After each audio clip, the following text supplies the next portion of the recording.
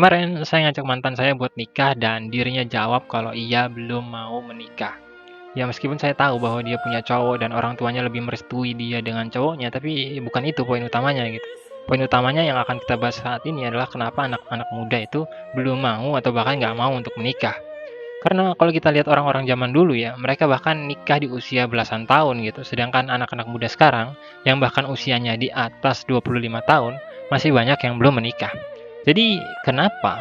Kenapa banyak anak muda sekarang yang belum atau bahkan nggak mau untuk menikah?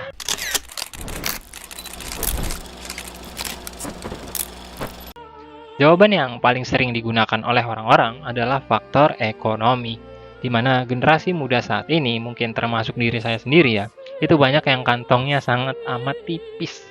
Sedangkan untuk membangun rumah tangga diperlukan modal yang cukup besar seperti untuk resepsi pernikahan dan lain-lain. Jadi kalau ditanya kenapa nggak mau nikah, ya siapa yang nggak mau gitu. Kita mau, kita sebenarnya mau, cuman nggak ada duitnya aja. Terus kalau ada yang bilang, tapi bang nikah kan bisa mulai dari nol bareng-bareng gitu. Kayak cuma nikah di KUA atau cuma nikah akad doang gitu, kenapa nggak memilih hal itu?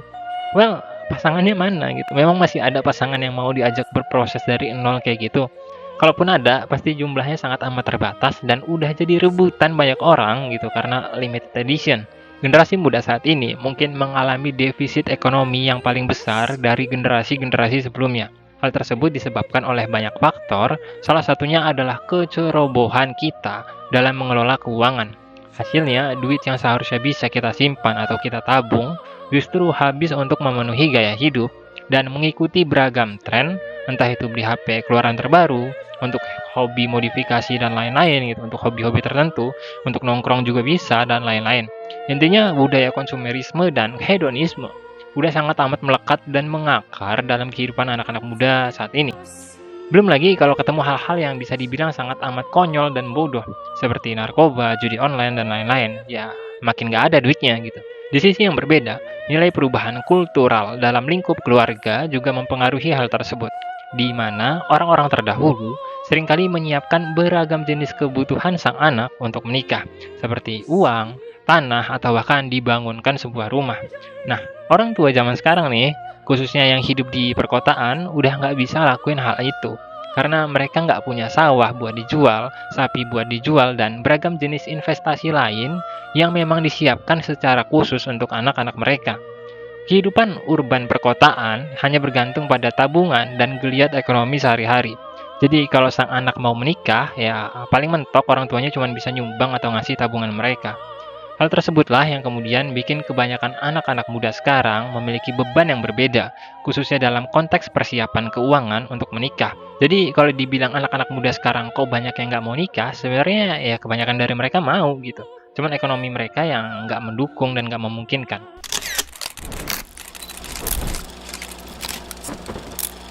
Terus kalau ada yang bilang, alah itu mah semangat juang generasi masa kini aja yang lemah, gak berani ambil resiko buat nikah dalam kondisi yang susah. Ya memang gak berani gitu. Kalau berani mah kita udah nikah dari kemarin-kemarin. Kita gak berani karena tahu rasanya gak enak untuk hidup dengan kesusahan. Dan kita gak mau orang lain merasakan hal itu gitu. Jadi kita milih untuk tetap berproses sampai berada dalam kondisi yang memungkinkan untuk memulai sebuah hubungan pernikahan. Belum lagi fakta kalau di luar sana banyak lawan jenis yang bisa dibilang, gimana ya, mungkin nggak pantas untuk dijadikan pasangan. Bukan karena mereka nggak good looking ya, tapi karena sifat yang mereka miliki masih jauh dari kata dewasa. Contohnya kayak karakter yang masih dikendaliin sama FYP TikTok, yang buat sifat seseorang sangat amat mudah berubah-ubah, tergantung quotes yang dibacanya.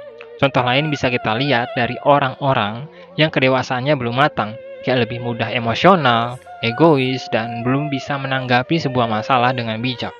Jadi kalau diibaratkan anak-anak muda sekarang itu sebagai sebuah komoditas, ya kualitas dari komoditi tersebut menurun gitu, yang menyebabkan makin sulitnya untuk menemukan pasangan hidup yang dianggap baik. Bukan berarti kita terlalu idealis atau terlalu mengharapkan pasangan yang sepenuhnya sempurna ya. Tapi memang penilaian terhadap pasangan hidup itu sangat amat penting. Karena kita bakal selamanya bareng dengan orang tersebut gitu. Dan kita nggak mau jadi bagian tren semakin meningkatnya angka perceraian yang terjadi belakangan.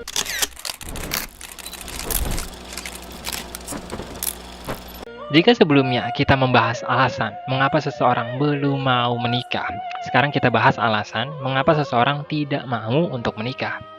Argumentasi yang sering digunakan oleh seseorang yang nggak mau menikah seringkali berkaitan dengan kebebasan, di mana orang tersebut beranggapan bahwa kehidupan yang manusia jalani pada saat ini, khususnya dengan tekanan, pekerjaan, dan gaya hidup yang dimiliki, dianggap udah tidak memungkinkan untuk berdampingan dengan seorang pasangan, atau bahkan melahirkan seorang anak.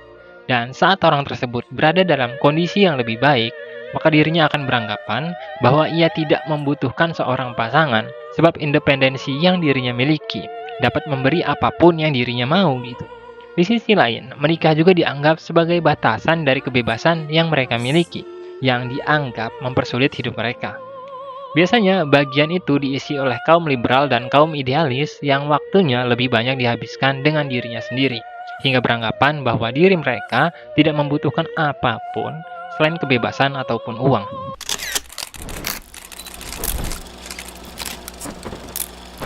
Alasan terakhir yang juga sering digunakan oleh seseorang yang tidak mau menikah adalah alasan yang sama yang digunakan oleh kaum anti-natalis, yakni ketika dunia telah dianggap rusak hingga tidak pantas bagi seseorang untuk memiliki seorang anak. Bedanya, anti-natalis masih memungkinkan untuk menikah dan memilih untuk tidak memiliki anak. Sementara orang-orang yang anti terhadap pernikahan atau memang nggak mau untuk menikah, mereka sama sekali enggan untuk membangun sebuah hubungan di dunia yang menuju kehancuran ini. Bagi diri mereka, individualisme adalah satu-satunya kemungkinan yang dimiliki untuk menikmati hidup, dengan fokus untuk survive sendiri di dunia yang benar-benar katakanlah carut-marut ini. Mereka mungkin hanya fokus menjalani kesehariannya dengan berusaha menikmati setiap detik eksistensinya. Nah, menurut kalian, hal apa lagi yang bikin kebanyakan orang belum mau atau bahkan nggak mau sama sekali untuk menikah? Jangan lupa komen di kolom komentar ya, mungkin bisa kita bahas. Sekian Kosan Atas yang ini, sampai jumpa.